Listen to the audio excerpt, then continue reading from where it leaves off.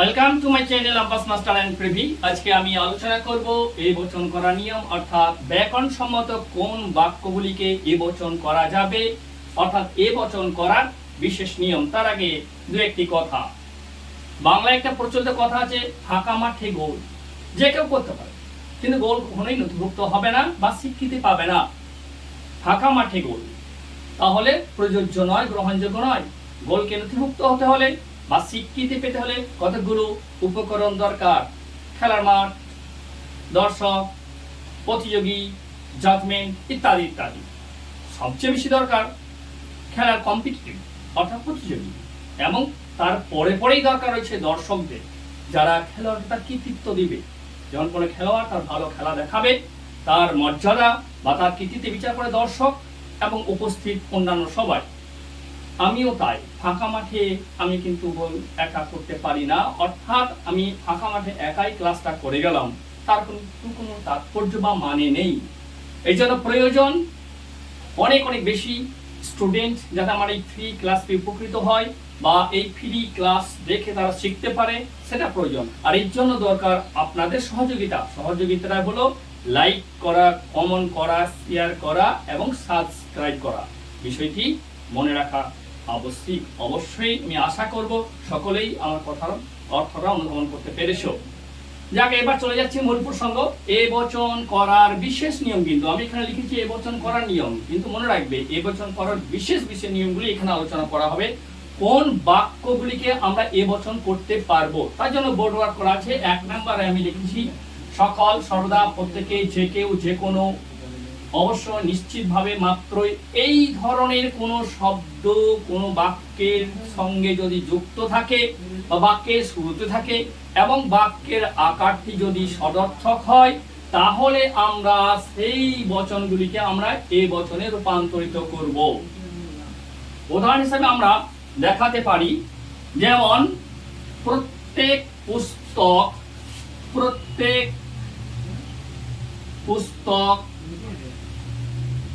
মূল্যবান।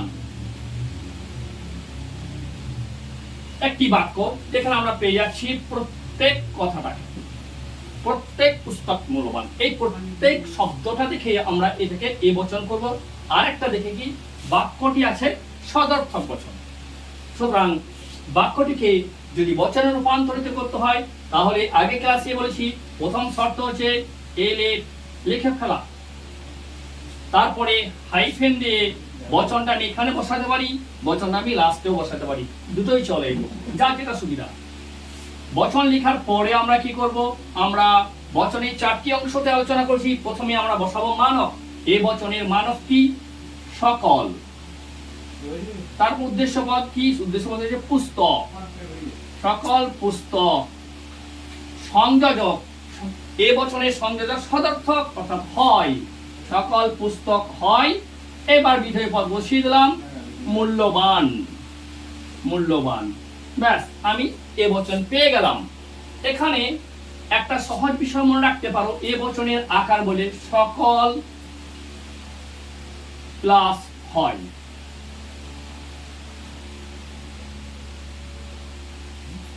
সকল প্লাস হয়, এইটা হলো এ বচনের আকার। অর্থাৎ কোন বাক্যকে যখন আমি এ বচন করব, তখন যদি মানব থাকে, কেন মানব থাকে কথাটা বলছি সেটা পরে বলছি। তাহলে মানব হিসাবে আমি সকল বসাবো, তারপরে উদ্দেশ্যপদ বসাবো, তারপরে আমি সংযোগটা হয় বসাবো, তারপর বিধেয় পদটা বসাবো, আমার এ বচন হয়ে যাবে। আর লক্ষ্য রাখবো এ বচনের এই শব্দগুলো থাকলে সেগুলো এ বচন। এবার একটা কথা বাড়তি বলে রাখি, যদি এই শব্দগুলোর সঙ্গে যদি নঙ্গর্থক চিহ্ন থাকে, তাহলে এই বচনটি কিন্তু এ হবে না, সেটা ও বচনে চলে যাবে। সেটা ও বচন যখন আমি আলোচনা করব, তখন সেই বিষয়টা আমি এগিয়ে যাব। দ্বিতীয়ত, প্রক্ষেপমূলক বচন। যেসব বাক্যের সঙ্গে কেবল, কেবলমাত্র, শুধু, শুধুমাত্র, ব্যতীত কেউ নয়, ছাড়া কেউ নয়, এই সমস্ত শব্দগুলি যুক্ত থাকে, সেগুলোকে বলা হয় প্রক্ষেপমূলক বচন। মনে রাখবে, যদি বাক্যের শুরুতে এই শব্দগুলো থাকে এবং বাক্যটার যদি সদর্থক আকার হয়, আর সদর্থক আকার না হলেও এই শব্দযুক্ত বাক্যগুলোকে এ বচন করা যায় অথবা ই বচনও করা যায়। আমরা এ বচনের উপর বেশি গুরুত্ব দেবো বা ফোকাস করব। তবে এক্ষেত্রে একটি শর্ত আছে, যদি এই কেবলমাত্র শুধুমাত্র ব্যতীত কেউ নয়, ছাড়া কেউ নয়, এই ধরনের শব্দগুলো থাকে, তাহলে সেক্ষেত্রে বচন করার একটা নির্দেশ আছে। বাক্যটিকে সরাসরি উদ্দেশ্য পদ এবং বিধেয় পদ বসিয়ে বচন করতে পারবো না। সেক্ষেত্রে উদ্দেশ্য পদ এবং বিধেয় পদের স্থান পরিবর্তন করতেই হবে। যেমন উদাহরণস্বরূপ দেখো, একমাত্র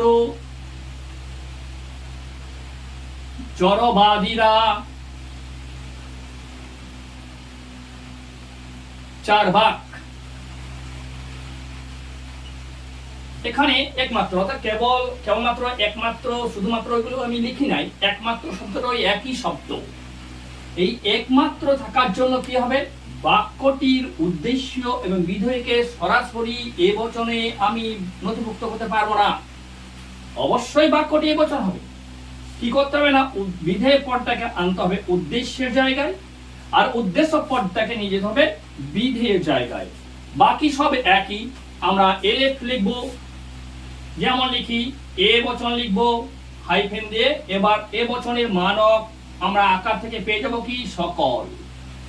সকল বসাবো, উদ্দেশ্য পদ তাহলে কি আসবে, চার্বাক।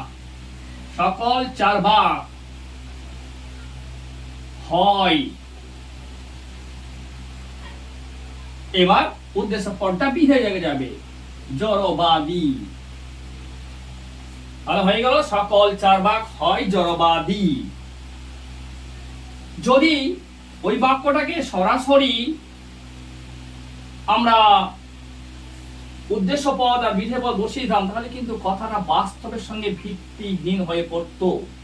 যদি বলতাম সকল জড়বাদী হয় চার্বাক, কথাটা ভুল। কারণ হচ্ছে এই পৃথিবীতে চার্বাক সম্প্রদায় ছাড়া আরো অনেক সম্প্রদায় আছে, তারা কিন্তু জড়বাদী, তাহলে কথাটা ভুল হয়ে যাবে। এই জন্য এই শব্দগুলোর সঙ্গে উদ্দেশ্য বিধেয় স্থান পরিবর্তন করে এ বচন তৈরি করতে হয়। খুব ভালোভাবে মনে রাখবে শব্দগুলোকে, মনে রাখবে কেবলমাত্র, শুধুমাত্র, একমাত্র, ব্যতীত কেউ নয়, ছাড়া কেউ নয়, এই সমস্ত বাক্য যুক্ত থাকলে বচনটি এ বচন হবে, কিন্তু চেঞ্জ হবে সাবজেক্ট প্রেডিকেট। এবার আসছি 3 নাম্বার। 3 নাম্বার কি আছে, অস্তিত্বমূলক। এই অস্তিত্বমূলক কথাটা খুবই গুরুত্বপূর্ণ। অস্তিত্বমূলক কথাটি আমাদের কাছে বেশিরভাগ প্রকাশ পায় কোন শব্দ দ্বারা, সেটা হলো আছে। এই আছে কথাটা খুব গুরুত্বপূর্ণ। এই আছে কথার মধ্য দিয়ে কিন্তু কোনো বস্তু বা কোনো বিষয় বা কোনো প্রাণীর অস্তিত্বকে সূচিত করা হয়। এই আছে কথাটা যদি অনিবার্যভাবে থাকে কোনো বস্তু বা কোনো বিষয় বা কোনো প্রাণীর মধ্যে, তাহলে সেগুলো এ বচন হবে। মনে রাখতে হবে, যদি অনিবার্য না হয়, আগন্তুক হয়, অর্থাৎ আছে কথাটা হয়তো যে ক্ষেত্রে প্রযোজ্য হলো সেই বিষয়টা পৃথিবীতে আছে, কিন্তু আমার হয়তো জানা নেই, সেক্ষেত্রে কিন্তু এই বচন হবে না, সেটা আই হবে। যখন আই বচন করাবো তখন সেই প্রসঙ্গটা আমি আরো ক্লিয়ার ভাবে আলোচনা করব। এখন এই অস্তিত্বমূলক বচনের আছে কথাটা এইভাবে মনে রাখতে হবে, যদি আছে শব্দটি অনিবার্য গুণকে প্রকাশ করে, তাহলে সেগুলি নিঃসন্দেহে এ বচন হবে।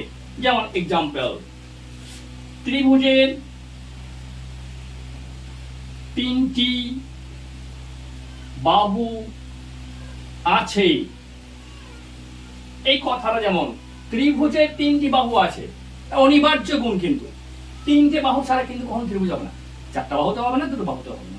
এই রকম বিষয়কে বলা হয় অনিবার্য গুণ। এই ক্ষেত্রে আমরা এ বচন করতে পারবো। কি করব, সকল ত্রিভুজ হয় 3 বাহু বিশিষ্ট। হয়ে গেল বচন। অনুরূপ উদাহরণ বলা যায়, মানুষের বিচার বুদ্ধি আছে। ধ্রুব সত্য, পৃথিবীতে যেই মানুষ তার অবশ্যই বিচার বুদ্ধি আছে। পাগল হলেও তবু তার বিচার বুদ্ধি আছে, বোবা হলেও তার বিচার বুদ্ধি আছে, ধরে নিতে হবে আছে। মানুষ জাতি বিচার বুদ্ধি ছাড়া হতে পারে না, অনিবার্য গুণ। সকল মানুষ হয় বুদ্ধিবৃত্তি সম্পন্ন জীব। হয়ে গেল, ঠিক আছে। এবার চলে আসি আমরা বিশিষ্ট বচন। এই বিশিষ্ট বচনটার নামবাচক অর্থাৎ বিশিষ্ট বচনটা মনে রাখার একটা বিশেষ কৌশল হলো যে এই বচনগুলো সাধারণত নাম, সর্বনাম এবং পৃথিবীর বিশিষ্ট স্থান, সময় বা ব্যক্তি দ্বারা প্রকাশ হয়। নাম, সর্বনাম আর বিশিষ্ট তিনটে কথা মনে রাখলে কিন্তু বিশিষ্ট বচন আমরা পেয়ে যাব। যেমন যদি বলা হয় কলকাতা, অবশ্যই একটি নাম। পশ্চিমবঙ্গের কি না রাজধানী, এই যে পেয়ে গেলাম। এখানে বিশিষ্ট কাকে পেলাম না কলকাতার নামটা। এই ক্ষেত্রে আমরা এই বচন করব। মনে রাখবে এই বিশিষ্ট বচনে কিন্তু মানব বসবে না, সরাসরি এলে এবং বচন লিখে সরাসরি কিন্তু একবারে উদ্দেশ্য পদ বসবে। কলকাতা হয়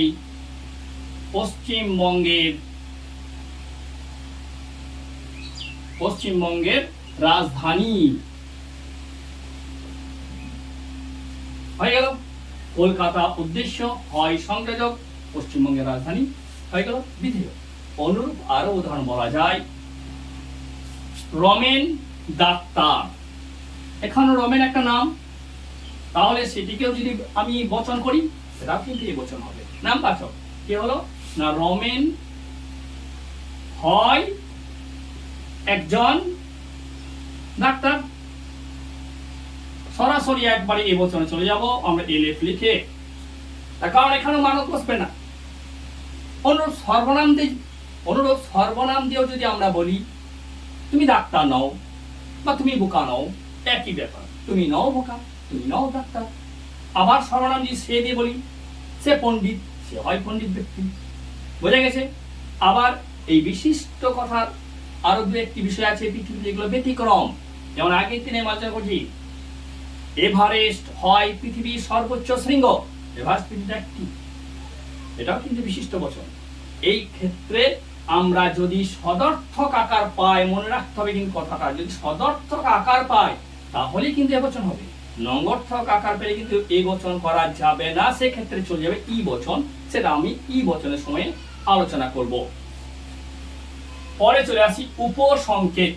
একটা বিষয় যেটা মনে রাখা দরকার আছে, উপসংকেত মানে হচ্ছে কিছু বাক্যের ক্ষেত্রে দেখা যায় যে সংকেত আছে।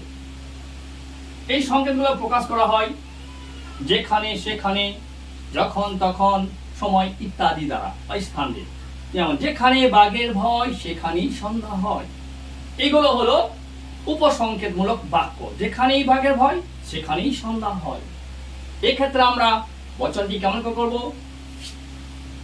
সকল বাঘের ভয়ের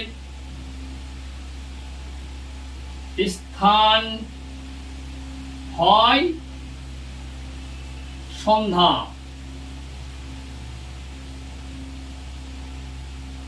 এরকম করা যাবে। এটাকে আরো অন্যভাবে করা যায়, সকল যেই স্থান বাঘের ভয় হয় সন্ধ্যাকাল, এরকমও করা যাবে। এগুলো হচ্ছে উপসংকেতমূলক বচন। এবং আরেক রকম বলা যায় বর্ণনামূলক। এই বচনগুলো করতে গিয়ে অনেক কিছু শব্দ এডিট করতে হয়, এডিট করে বচন করা যাবে। এবার চলে আসি ইচ্ছাসূচক। একটা গুরুত্বপূর্ণ বিষয়, ইচ্ছাসূচক শব্দগুলো বা ইচ্ছাসূচক বাক্যের সঙ্গে যদি সদর্থক আকার থাকে তাহলে সেগুলো আমরা এ বচন করতে পারবো। যেমন তুমি দীর্ঘায়ু হও, দীর্ঘায়ু হও, এটা একটা ইচ্ছাসূচক বাক্য। অনুরোধ বলতে পারি তুমি কাজটি করো, এটা কিন্তু আদেশ সূচক বাক্য। এই ক্ষেত্রে বচন করার পদ্ধতিটা দেখে নাও। এলেফ এ বচন, তোমার, দীর্ঘায়ু, হওয়া,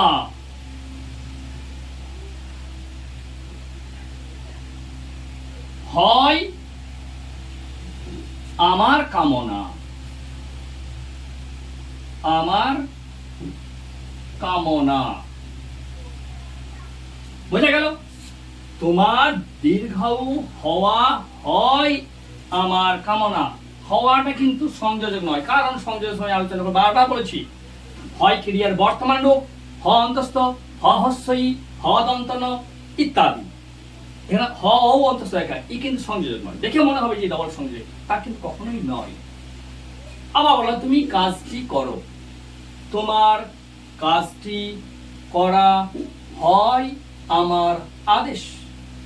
এই ধরনের ইচ্ছাসূচক বাক্যগুলো যদি সদর্থক আকার থাকে তাহলে সেগুলোকে আমরা এ বচনে রূপান্তরিত করতে পারবো। এবার চলে এসো অস্পষ্ট বচন।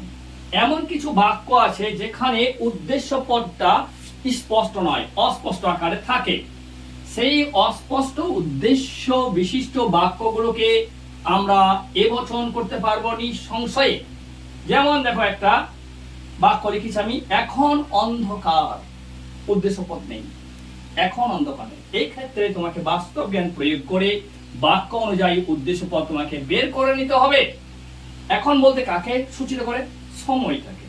তাহলে সরাসরি চলে যাও তুমি, সময়টি হয় অন্ধকার। খুব সহজ বিষয়, কিন্তু যদি আমরা ধরতে পারি বাক্যটাতে কাকে নির্দেশ করছে বা কি নির্দেশ করছে, সেটাই কিন্তু উদ্দেশ্য পদ হয়ে যাবে। যদি বলা হয় এখন বৃষ্টি হচ্ছে, তাও কিন্তু একই টাইপের, আবহাওয়াটি হয় বৃষ্টিযুক্ত, এরকম ভাব। বলা হলো কি মনোরম দৃশ্য, তাহলে সেখানে কি করব? দৃশ্যটি হয় খুবই মনোরম, কি সুন্দর দৃশ্য, দৃশ্যটি হয় খুবই সুন্দর।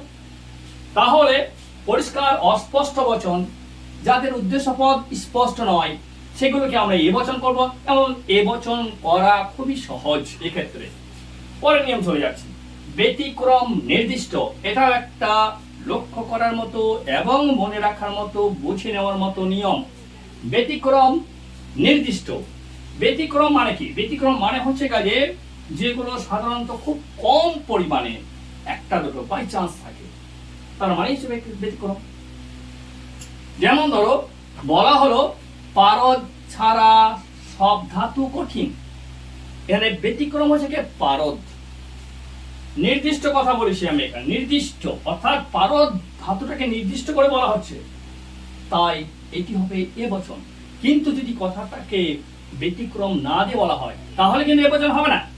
যেমন ওই কথাটাকে যদি বলা হয় একটি ধাতু ছাড়া সব ধাতু কঠিন, তাহলে কিন্তু এই বচন হবে না, সেটা চলে যাবে বচন, সেটা এই বচন সে আলোচনা হবে। মনে রাখবে ব্যতিক্রম কিন্তু নির্দিষ্ট থাকতে হবে। পারদ ছাড়া সব ধাতু কঠিন, একেবারে সরাসরি বচন আমি করতে পারি। এই বচন সকল ধাতু হয় কঠিন। শ্যামলবাবু বাদে সবাই চালাক, শ্যামলবাবু বাদে সবাই চালাক।